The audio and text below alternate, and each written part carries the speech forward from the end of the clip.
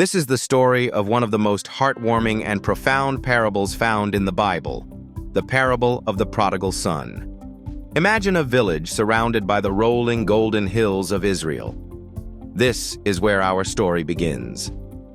A father, wise and compassionate, has two sons.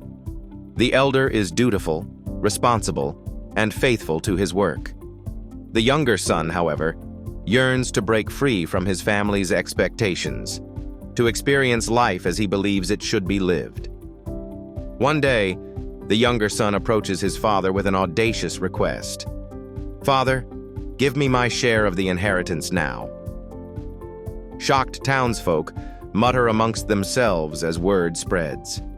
In their culture, requesting an inheritance while the father is still alive is seen as the height of disrespect. Yet the father agrees, dividing his estate between his two sons.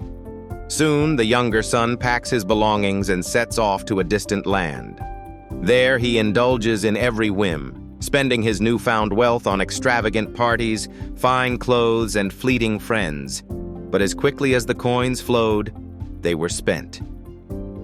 A famine sweeps the land, and suddenly, the younger son finds himself destitute. Penniless and starving, he seeks work from a local farmer, who sends him to feed pigs, a degrading job for a Jewish man.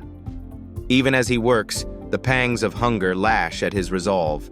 He is tempted to eat the pods meant for the swine. Then a thought strikes him.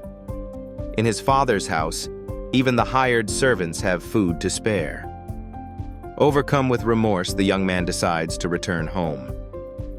"I will confess to my father that I have sinned against heaven and against him," he thinks, practicing his apology. Miles away, the father watches the horizon. Ever since his son left, he has stood on that same spot, hopeful for his return. One day he sees a figure, a silhouette against the setting sun, coming closer. His heart leaps. He recognizes his son. Without hesitation, he runs out to meet him, his robe billowing. The young son falls to his knees and begins his rehearsed speech. But before he can finish, the father embraces him, tears of joy streaming down his face. "Quickly!" the father calls to his servants. "Bring the best robe and put it on him. Put a ring on his finger and sandals on his feet. Prepare a feast. My son was dead and is alive again. He was lost, and now he is found." The celebration begins, but not everyone is rejoicing. The elder son, hearing the music and laughter, approaches the house in confusion. When he learns of the feast, he becomes angry. "All these years I have slaved for you and never disobeyed your commands, yet you never gave me even a young goat to celebrate with my friends," he protests to his father. Gently, the father replies, "My son, you are always with me, and all that I have is yours. But we must celebrate and rejoice because your brother was dead and is alive again. He was lost, but is now found."